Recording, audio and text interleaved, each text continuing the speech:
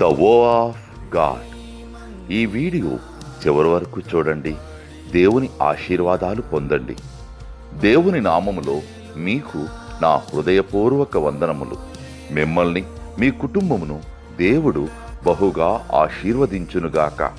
ఈరోజు మీ రాకపోకల యందు మీరు చేసే ప్రతి పనిలోనూ దేవుడు మీకు తోడుగా ఉండునుగాక. మీరు ఊహించిన అద్భుతాలు, ఆశ్చర్యకార్యాలు ఈరోజు మీ దేవుడు మీ జీవితంలో చేయునుగాక.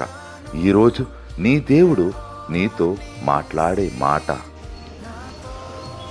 ఆశీర్వాదమునకు వారసులవుటకు మీరు పిలువబడితిరి.